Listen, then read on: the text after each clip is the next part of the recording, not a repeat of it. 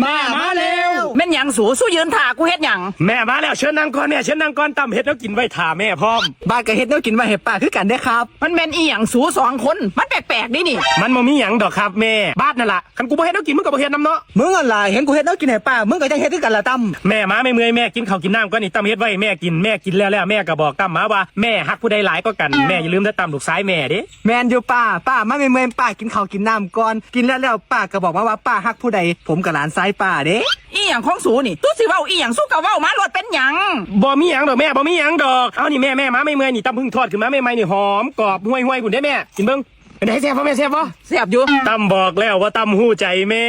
ตำหูว่าแม่มักอันใดบ่มักอันใดป้าซิมอันนี้เบิ่งก่อนครับผมมักเนื้อย่างดีแบบวิถีพิถันเลยป้าลองซิมเบิ่งครับแซ่บบ่ป้าแซ่บผมบอกแล้วครับป้าผมก็หูกันว่าป้ามักอันใดบ่มักอันใดก็เพราะซ้ำนั่นล่ะให้กินแล้วแท้แล้วก็กินบ่เบิดดอกแบบนั้นนี่ของทอดนี่แม่กูมักแล้วกินได้เบิดมื้อเอาแม่เอากินอีกตอนนึงกันน่ะแม่เอาพูดน่ะเสียงกรอบเป็นจังไดแม่เป็นจังไดกรอบดีแซ่บพร้อมบอกแล้วให้ฮู้ซะบังว่าไผเป็นไผป้าครับป้าซิมเบิ่งตอนนี้นุ่มเครื่องเทศนี่หอมครับป้าเป็นจังไดนุ่มอีหลีตลอดบ้านกินอันนี้น่ะมันมีประโยชน์ได้ป้ากินทอดหลายๆมันบ่ดีตัวป้ามึงเว้าจังซี่หมายความว่าใดอันใดดีบ่ดีอันใดเพิ่นมักบ่มักมันอยู่ที่เพิ่นตัดสินมึงบ่มีสิทธิ์เว้ามึงก็บ่มีสิทธิ์มาบอกให้กูกันล่ะอันใดแซ่บบ่แซ่บป้าเพิ่นเป็นผู้ตัดสินอันให้กูถามสู้แน่สู้เป็นอีหยังกันมื้อนี้สู้มาอกเอาใจกูนี่เฮ้อบ่มีหยังเด้ล่ะตามกะดูแลแม่จังซี่คู่มืออยู่แล้วเหรอบ้านกับบ่มีหยังครับป้าบ้านก็ดูแลป้าจังซี่เสมออยู่แล้วติแม่รถกระบะอีพ่อแม่ว่าแม่สิให้ตั้มเนาะแม่จื้อความได้บ่แม่นบ่กูเอาตอนใดตั้ม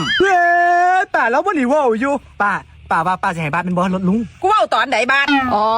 นี่คือสาเหตุที่สู้มาอกเอาใจกูเฮ็ดดีน้ำกูแม่นบ่ตั้มบ่แม่นเด้อแม่แต่บักบาดน่ะแม่นคักๆนี่เบิดมือเบิดปีประสาทมันบ่เคยเฮ็ดอยู่นะกินจักเที่ยมื้อนี้เฮ็ดจังได๋ผู้จักตื่นขึ้นมาแต่เช้าแม่เนาะกินไปทาเจ้าแม่นคักๆแม่แม่นคักๆบาดน่ะแม่นี่ที่บอกบาดมึงก็คือกันล่ะบักตั้มกูตั้งแต่กูมาอยู่นี่บ่กูบ่เคยเห็นมึงเฮ็ดแนวกินให้ป้ากินจักเที่ยแล้วมื้อนี้มึงคิดจังได๋มึงมาลุกขึ้นมาทอดนั่นทอดนี่ให้ป้ากินเอามึงหวังอีหยังแม่นี่ที่บอกตั้มมึงอย่ามาเว้าจังซี่เด้อบัดมึงเว้าจังซี่มึงเว้าให้แม่กูเข้าใจกูผิดเด้อนี่มึงนั่นล่ะหวังอีหยังมึงตื่นขึ้นมาเฮ็ดแนวกินตั้งแต่เช้ามาย่างสิ้นสมุนไพรตั้งแต่เช้าน่ะและสิ้นที่มึงเฮ็ดน่ะเป็นสิ้นขิงคากพร้อมเด้อ